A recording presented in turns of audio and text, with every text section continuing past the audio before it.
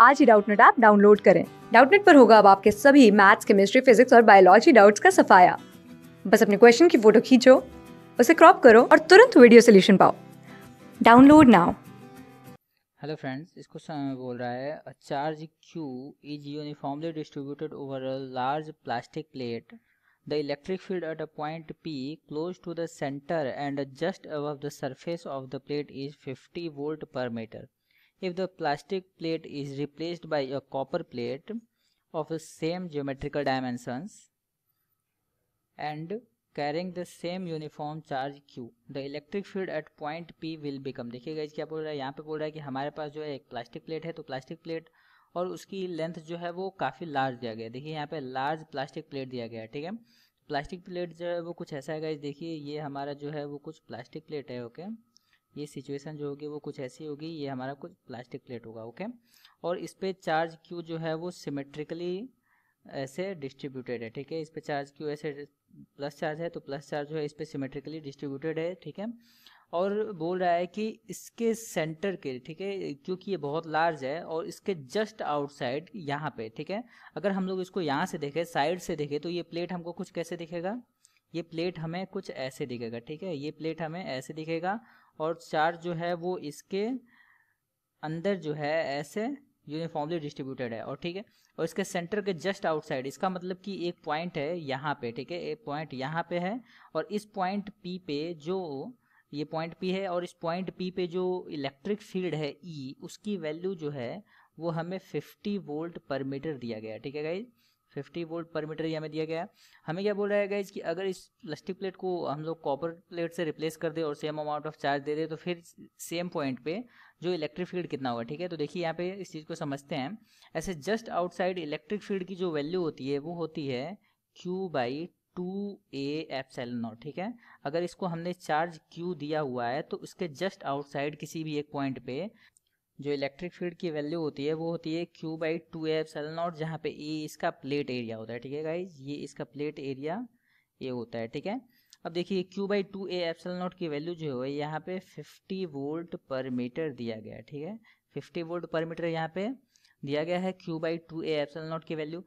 अब बोल रहा है कि इस प्लास्टिक प्लेट को हम लोगों ने क्या किया, एक कॉपर प्लेट से रिप्लेस कर दिया, ठीक है। तो इस प्लास्टिक प्लेट की जगह पे हमने क्या किया, एक कॉपर प्लेट ले लिया और हमने क्या किया, उस पर सेम अमाउंट ऑफ चार्ज दिया, ठीक है। सेम अमाउंट ऑफ चार्ज हमने इसको जैसे दिया गाइज, क्योंकि कॉपर जो होता है एक मेटल होता है, और मेटल में जो चार्ज होता है वो इसके वॉल्यूम में नहीं होता। जैसे यहाँ पे चार्ज जो है इसके अंदर है, ऐसे मेटल के वॉल्यूम में चार्ज नहीं होता, उसके सरफेस पे होता है, ठीक है। तो आधा आधा चार्ज जो है वो इसके दोनों सरफेस पे यूनिफॉर्मली सेल्फ डिस्ट्रीब्यूट हो जाएगा, ठीक है। अपने आप ही आधा आधा चार्ज, मतलब इधर के साइड जो चार्जेज हैं वो Q/2 हो जाएंगे और इधर के साइड जो चार्जेज हैं वो Q/2 हो जाएंगे, ठीक है।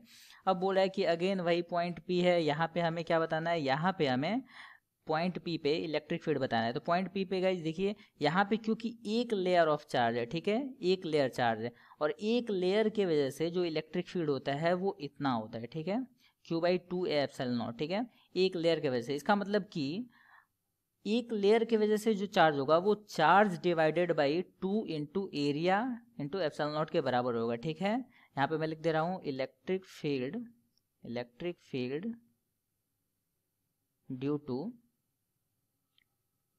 वन लेयर, ठीक है। Electric field due to one layer, इसकी वैल्यू क्या होती है, इसकी वैल्यू होती है चार्ज